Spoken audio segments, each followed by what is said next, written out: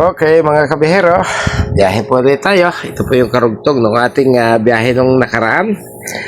At kasalukuyan pa po tayo nasa loob po ng South Luzon Expressway southbound. At maghahanap po tayo ng isang comfort room, isang gas station na pwede po nating hintuan para po sa isang stopover mga kabihero bago po tayo magpatuloy ng ating biyahe. So malapit na po tayo sa isang Petron gas station sa may bahagi po ng Silangan exit, bahagi po ng lalawigan ng Laguna.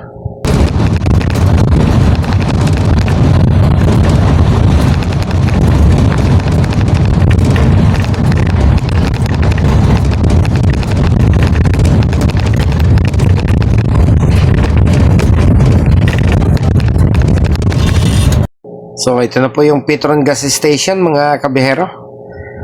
Magsasagawa lang po tayo ng isang maikling stopover bago po tayo magpatuloy ng ating biyahe patungo po sa lalawigan ng Batangas mga kabihero. 8 bus po kami rito at marami na pong nauna.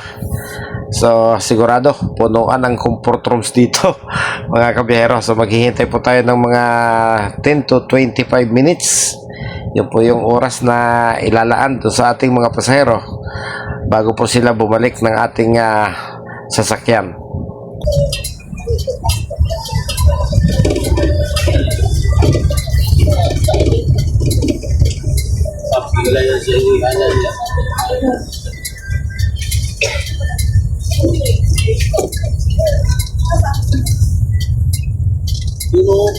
Dari BNKT pura-pura ulang semua. Sino po ang mag-CCR? Mag-CR na po. Oh, siar. Kasi dito lang mag-stop. Mag-stop. Mag-CR na po. CR.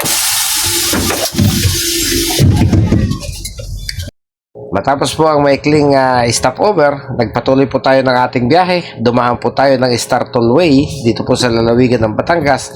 At ngayon ay nandito na po tayo sa exit ng Lipa City mga kabiyahero. So ito po yung biyahe natin na dinaanan nung tayo po ay magtungo sa Siercon.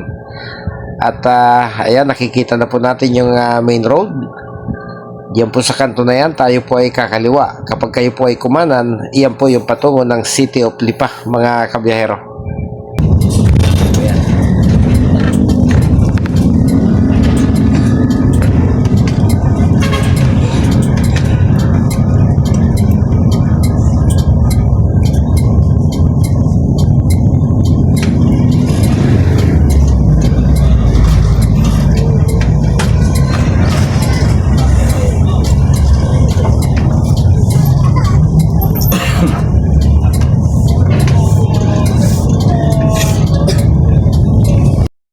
So nakakaliwa na po tayo at ito pong highway na ating diadaanan ay nakapangalan po sa isa sa mga naging Pangulo po ng Pilipinas na Tubong Batangas. So siya po si President Jose P. Laurel mga kabiyahero.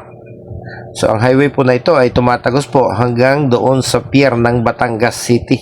At ito lang po yung tanging daan noon nung hindi pa po nagkakaroon ng expressway na tinatawag pong Star Tollway mga kabiyahero.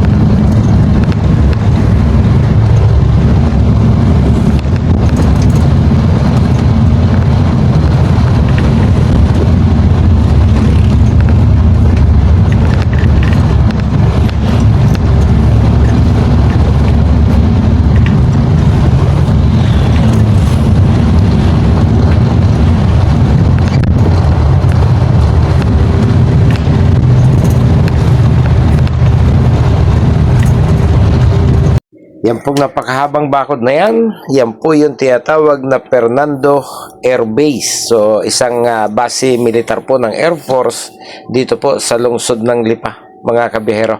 At pag natapos na po nating baybayin yung gilid ng bakod na yan ng kampo, ay doon na po tayo kakanan patungo po sa mataas na kahoy.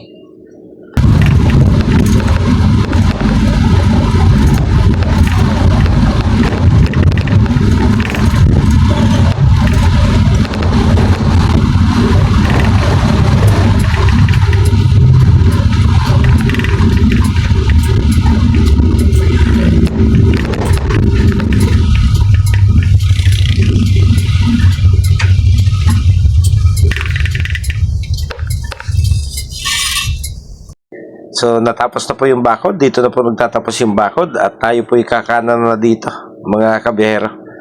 So ilang kilometro po mula dito ay mararating na po natin yung bayan po ng Mataas na Kahoy.